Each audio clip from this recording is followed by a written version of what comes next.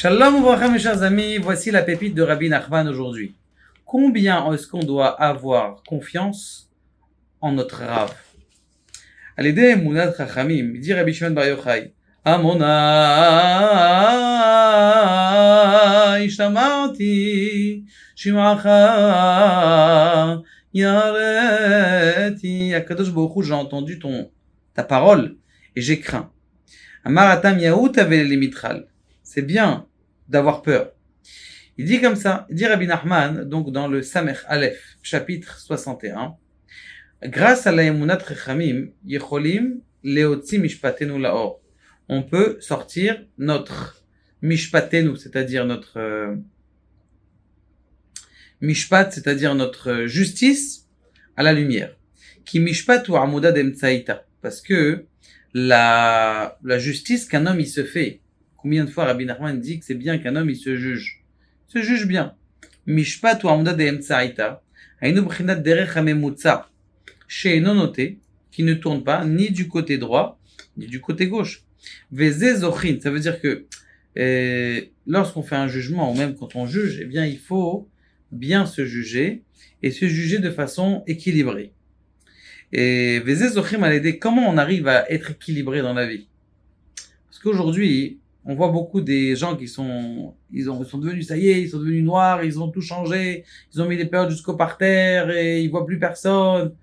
Et un qui m'a raconté, et ma fille, elle est partie à Tzfat, là-bas, et est devenue un parasol. Je dis, ça veut dire quoi, elle est devenue un parasol?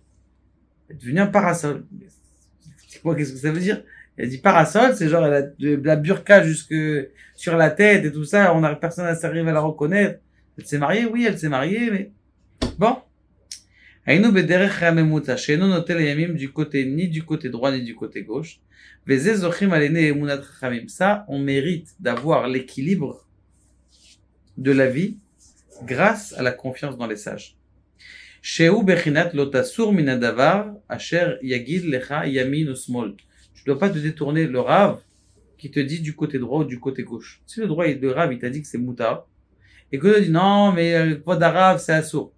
Par exemple, la Brit Mila ou un Sioum Masechet, quelqu'un qui fait un Masechet, on a le droit de manger de la viande. Pendant la Seouda, on a le repas de la Brit Mila.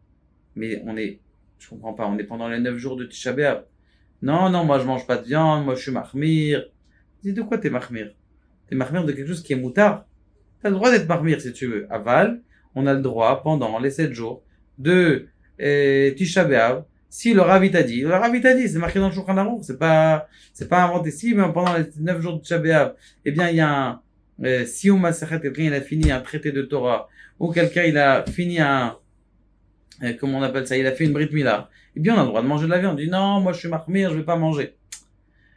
L'autre assour minadavar yamin usman. Si le Rav te permet, permis. Si le Rav t'interdit, interdit.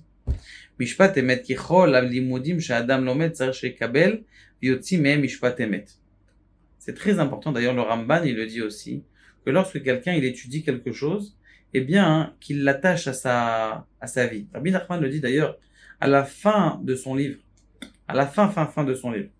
Il dit comme ça, Rabbi Nachman, que même quand quelqu'un il dit les Teilim, il ne doit pas dire que c'est David Ameller qui a dit ces Teilim. C'est toi qui es en train de parler parmi les Teilim. Ki chol alimudim she'adam lomet tzarich shekabel v'yotzi mehem mishpat emet. Dehainu shekabel ve'ilmad mikol alimudim shelomed mishpatei anhagot. Chaque étude qu'il étudie, eh bien, il doit prendre de ça une anhaga, une façon de se comporter. D'ailleurs, c'est ce qu'il a fait, Rabbi Nachman. Il a écrit au début le Likutei Moharan, le livre qu'on est en train d'étudier, mais après, il a écrit le Sefer Amidot. C'est quoi le Sefer Amidot? C'est-à-dire qu'il a pris tout le cours qu'il a fait et il a réduit en une phrase et qu'il dit voilà, je vais prendre, puisque j'ai conclu ça de toute la Torah que j'ai fait, maintenant cette phrase, c'est ça qui résume ça. Quand quelqu'un il écoute un cours, il dit bon, en résumé, donc. D'ailleurs, on dit très bien quand on étudie, eh bien, il y a deux cerveaux. T'as compris, vous avez compris ce que je dis maintenant. Essayez de le répéter. Oh, mais j'ai complètement oublié. Mais tu viens de le lire, le cours. Comment ça se fait? Parce qu'on a deux cerveaux. On a le cerveau analytique et le cerveau mémoire. C'est deux endroits qui sont différents. Si tu prends pas du cerveau analytique, dis, attends, je vais me rappeler. D'ailleurs, le Rabbi de Lubavitch dit que dans le cerveau, eh bien, il y a deux endroits. Il y a un endroit où on réfléchit. Quand on réfléchit, eh bien, c'est le cerveau avant qu'on est en train d'amener vers l'avant. C'est pour ça qu'on baisse la tête.